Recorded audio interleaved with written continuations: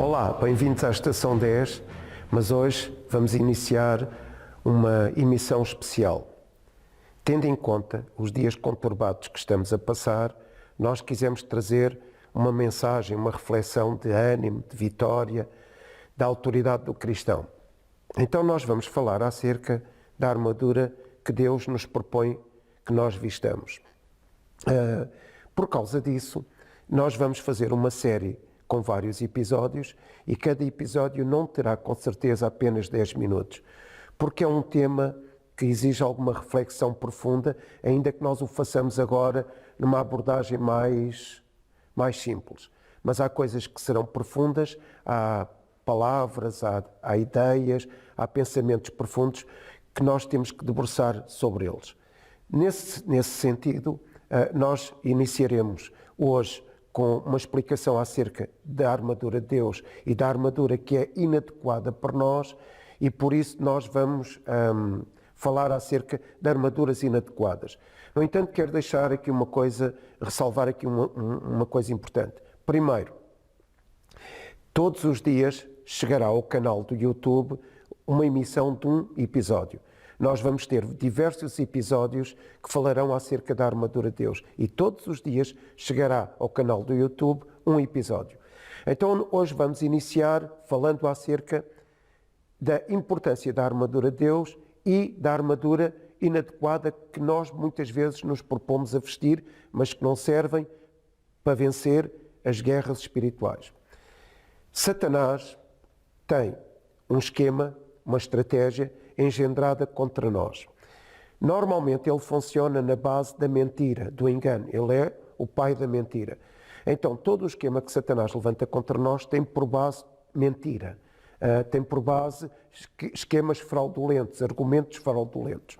Essa guerra que nós travamos contra ele e contra as hostes dele, as hostes espirituais da maldade, dá-se nos lugares celestiais. Toda a batalha se dá nos lugares celestiais. No entanto, essa batalha que se dá nos lugares celestiais é transferida para a esfera da nossa mente. Então nós lutamos na nossa mente contra as hostes espirituais da maldade, porque diz que os esquemas que ele usa lá em 2 Coríntios, que ele usa são argumentos, conceitos, pensamentos, tudo fraudulento. Então hoje nós queremos tecer aqui alguns pensamentos, tentar criar aqui alguma reflexão profunda, ainda que de uma forma simples, para que nós entendamos que tipo de batalha nós estamos a guerrear. Então eu quero ler Efésios 6, que é o texto base do nosso estudo, que fala acerca da armadura de Deus. Paulo reporta-se quase com certeza à figura que ele tinha do soldado romano e das guerras que se travavam na altura. Roma tinha o exército mais poderoso da época e Paulo reporta-se, faz uma analogia entre a armadura do cristão e a armadura do soldado romano. E então ele começa por descrever o contexto da nossa guerra, mas também o tipo de peças que compõem essa armadura. Eu vou ler o texto, Efésios 6, a partir do versículo 10. No demais, irmãos meus, fortalecei-vos no Senhor e na força do seu poder. Então Paulo faz aqui um grito de alerta, não é? Para a igreja de Éfeso, mas extensivo a todas as igrejas. No demais, irmãos meus, fortalecei-vos. Então é responsabilidade nossa nos fortalecermos no Senhor e na força do seu poder. E agora vejam a recomendação de Paulo, a ordem que Paulo atribui à igreja de Éfeso.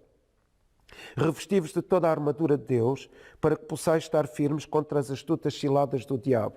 Outra expressão importante que vai fazer parte de todos os episódios. Ficai firmes, ficai firmes, ficai firmes. É uma recomendação relevante. É imperioso ficarmos firmes contra as astutas ciladas do diabo. Então Paulo já descreve qual é a nossa batalha, com quem nós vamos guerrear, quem nos vai afrontar, quem nós vamos tentar desmascarar, as astutas ciladas do diabo. Porque não temos de lutar nem contra a carne e o sangue, mas sim contra os principados, contra as potestades, contra os príncipes das trevas deste século, contra as hostes espirituais da maldade, e agora escute, nos lugares celestiais. Nosso campo de batalha, principal campo de batalha, os lugares celestiais. Portanto, tomai toda a armadura de Deus. Lá está, mais uma recomendação de Paulo. Nós é que temos a responsabilidade de tomar a armadura Deus oferece-nos a armadura divina, mas nós nos responsabilizamos a vesti-la. Para que possais resistir no dia mau e, havendo feito tudo, mais, de novo esta expressão, ficar firmes. Estai, pois, firmes, mais uma vez, tendo cingido os vossos lombos com a verdade e vestido a couraça da justiça. Agora Paulo começa a descrever todas as peças da armadura. Faz aqui uma lista de todas as peças da armadura de Deus, que Ele nos oferece. Uma armadura divina, espiritual, poderosa, eficaz, para vencermos a guerra nos lugares celestiais, na esfera da nossa mente. E calçado os pés com a preparação do Evangelho da paz, tomando sobretudo o escudo da fé, com o qual podeis apagar os dardos inflamados do maligno. Lá está, há uma das armas de Satanás, dardos inflamados do maligno. Tomai também o capacete da salvação e a espada do Espírito, que é a palavra de Deus. Também quero que sublinhemos esta expressão, a palavra de Deus, porque é através da semente incorruptível, que é a palavra viva, a substância viva, a promessa viva de Deus por nós, que nós vencemos nesta batalha. É uma das armas que nós temos, é a nossa posse. Orando em todo o tempo, com toda a oração e súplica no Espírito, e vigiando nisto com toda a perseverança e súplica por todos os santos. E por mim, para que me seja dado no abrir da minha boca a palavra com confiança, para fazer notório o mistério do Evangelho. Aqui temos um soldado romano, vestido, armado, com todas as peças da sua armadura, completo. E nós podemos verificar que Paulo provavelmente estava a estabelecer uma analogia entre este soldado, entre esta figura e a armadura que Deus está a providenciar para nós cristãos. Capacete, couraça, espada, o cinto, o escudo e o calçado. Então hoje quero falar acerca de armaduras inadequadas. E eu quero ler um texto que está lá em 1 Samuel 17:34, que fala acerca da armadura que David não quis vestir. 1 Samuel 17:34. Os irmãos conhecem a história. Havia uma batalha entre o exército de Israel, o exército profissional, o exército treinado de Israel, contra o exército dos filisteus. Havia um comandante profissional, Saul, havia líderes do exército, sublíderes do exército profissionais. Os irmãos de David pertenciam a esse exército. No entanto, Deus não escolheu um comandante profissional, nem uma armadura humana, nem uma armadura construída por inteligência humana, capacidade humana, método humano, esquemas humanos, desenhos humanos, material físico. Não, Deus escolheu aquilo que proporcionou a David, um testemunho de fé contra o gigante Golias. No entanto, foi proposto a David que vestisse uma armadura, a armadura de Saul. Quero aqui deixar claro uma coisa: David só lutou a guerra pela qual era responsável. David não era responsável para lutar a batalha de Saul. Então, cada um de nós é responsável por batalhar, por guerrear a sua própria batalha. A sua própria batalha. Então, David guerreou naquele contexto, afrontando o Golias, mas foi-lhe proposto que usasse uma armadura. No entanto, essa armadura era inadequada. E disse então David a Saul, 1 Samuel 17:34, e disse então David a Saul: teu servo apacentava as ovelhas de seu pai quando vinha o leão e o urso e tomava uma ovelha do rebanho. E depois David continua a descrever o que é que aconteceu. Versículo 39, e David cingiu a espada sobre as suas vestes e começou a andar. Porém, nunca o havia experimentado, então disse David a Saul: não posso andar com isso, pois nunca o experimentei.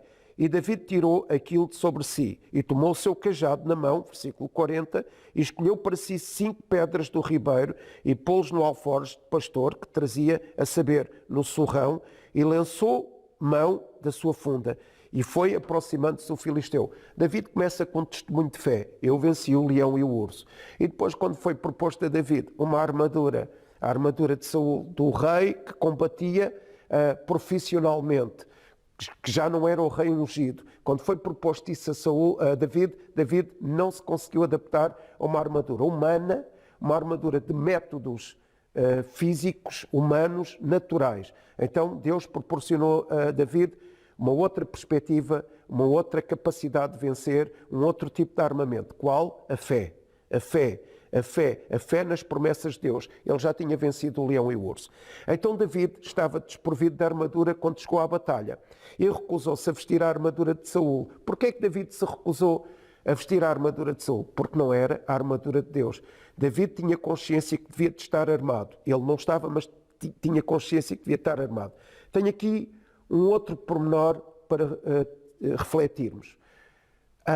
David já tinha sido ungido rei de Israel. Saul não sabia, mas David já tinha sido ungido rei de Israel através do profeta Samuel. Então David já tinha autoridade, capacidade, dinâmica e a faculdade para poder vencer com a unção de rei. E todos nós cristãos já fomos ungidos por Jesus, já fomos ungidos pelo seu Espírito e já estamos cobertos pelo poder do sangue de Jesus. Então, nesse sentido, nós já temos essa capacidade de reinar em vida, de reinar espiritualmente e de vencermos as nossas guerras contra as astutas ciladas do diabo. Porquê? Porque já somos ungidos. David já era ungido. De que forma é que David começou a enfrentar ou a afrontar o Golias? Com testemunho de fé. Ele começou a falar aquilo que Deus propôs no seu coração. Essa é a nossa primeira arma, o nosso testemunho de fé. Agora, a responsabilidade de David era lutar a sua luta. A responsabilidade de David não era lutar a luta do Saul. Não é? Era a responsabilidade. E ele responsabilizou-se e cumpriu a sua tarefa até ao fim. A nossa responsabilidade como cristãos é lutar a nossa luta. Não é lutar a luta dos ímpios, é lutar a nossa luta. E nós temos que cumprir até ao fim a nossa tarefa de derrotar as hostes espirituais da maldade. Porquê que aquela armadura era inadequada? Porque ela impedia David de lutar. Ela era oscilante, ela não estava ajustada ao corpo de David, mas mais do que isso, ela não era a armadura proporcionada por Deus.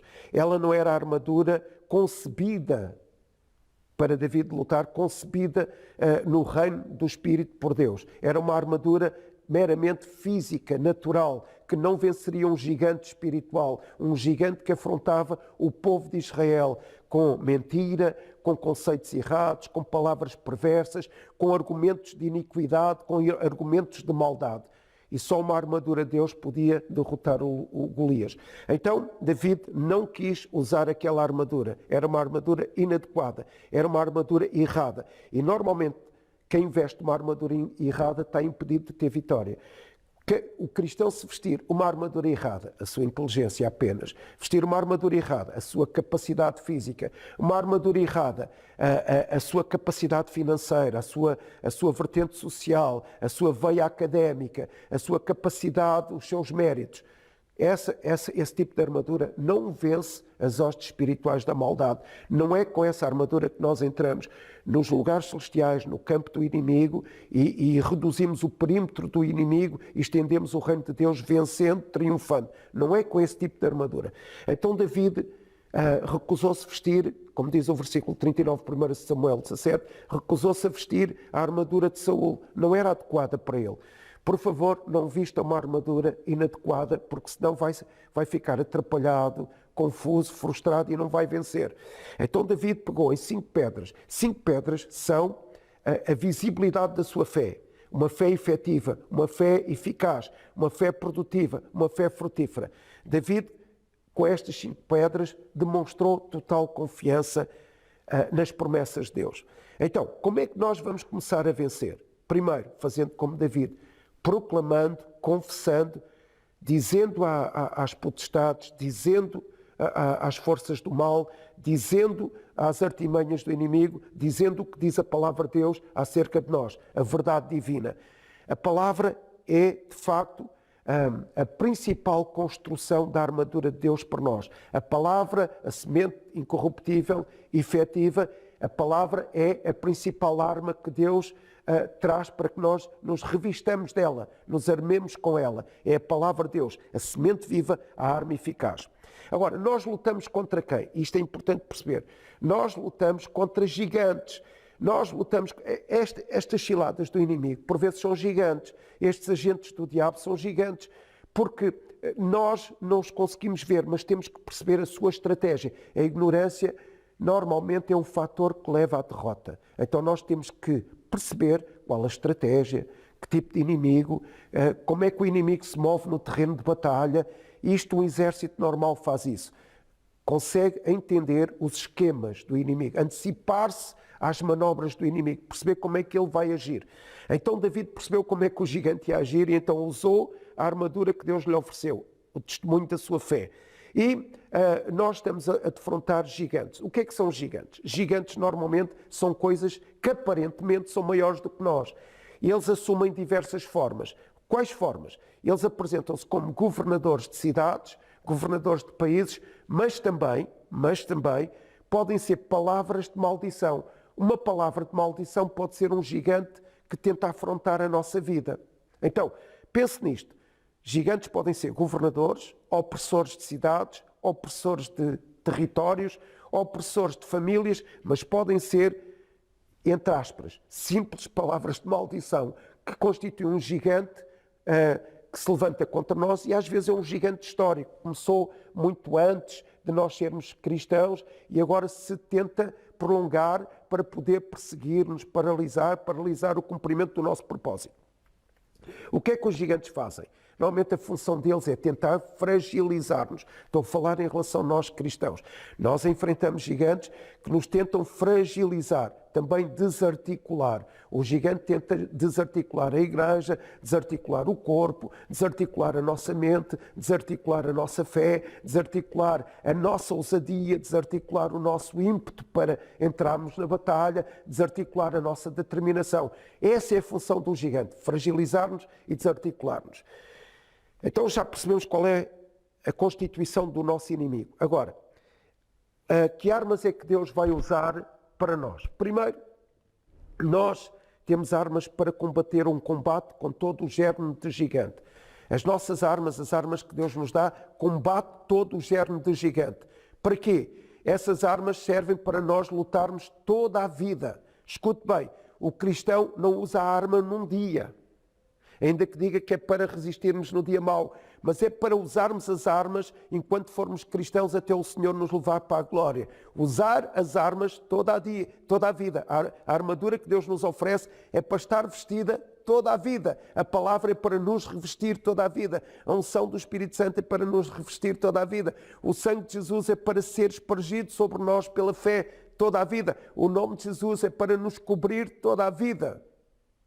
Então as armas que Deus nos dá é para estabelecermos este combate contra os gigantes, contra todo o tipo de gigantes, porque venceremos. Este é o sentido da nossa guerra. Nós já vencemos em Cristo. Cristo já triunfou sobre as hostes espirituais da maldade, está lá em Colossenses 2, e nós vamos vestir essa armadura para lutarmos toda a vida.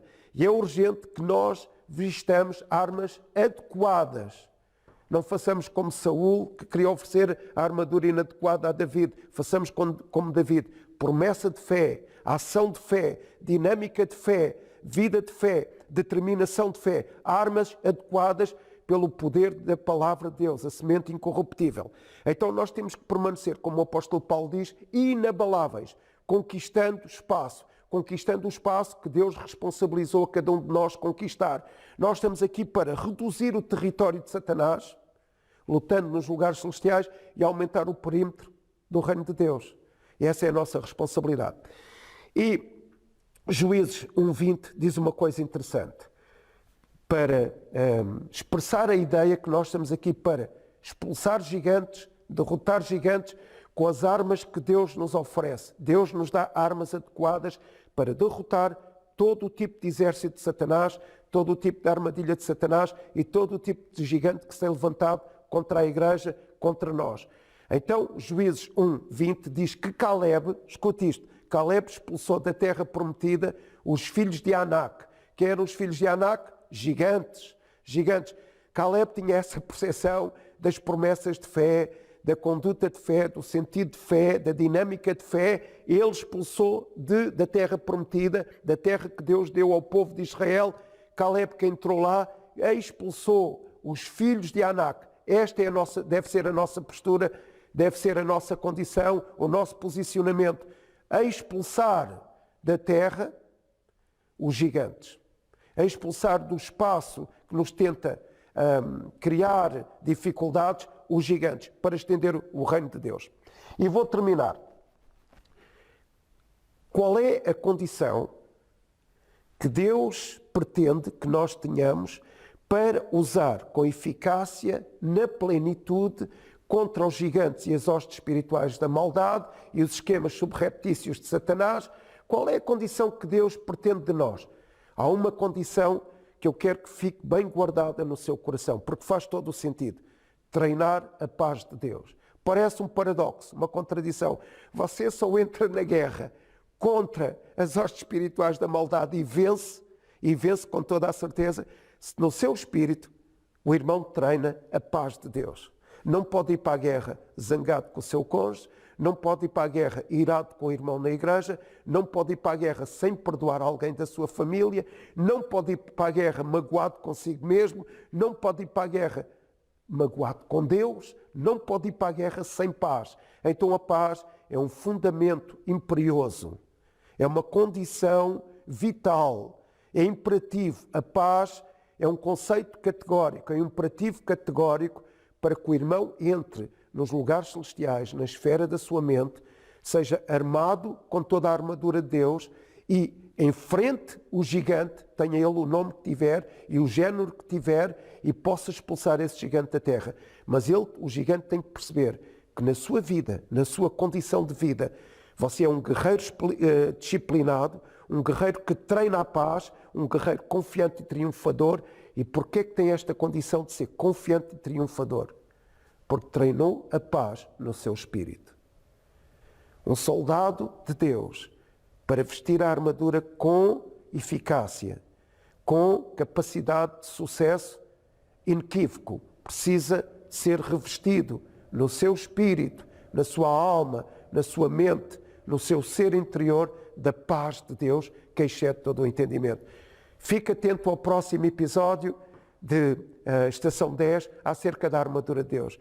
Que Deus o abençoe. Você é um vencedor, você está armado com toda a armadura de Deus, revista-se dessa armadura e lute contra todo o gigante, porque você já é um vencedor, está destinado a vencer. Tenho aqui uma imagem de um soldado romano equipado com a armadura que o exército romano lhe proporcionava. Capacete, couraça, espada, cinto, calçado e escudo. É representativo da forma como nós nos devemos armar. Escute, toda a armadura, toda. Não fique só com o capacete da salvação, nem com o escudo da fé, nem com a espada do Espírito, nem com o cinto da verdade, nem com a couraça da justiça, nem apenas com o calçado do Evangelho da paz. Fique com toda a armadura de Deus, que representa Jesus, a nossa armadura, representa a palavra, a nossa armadura, representa a armadura divina que Deus nos deu. Até à próxima, que Deus o abençoe.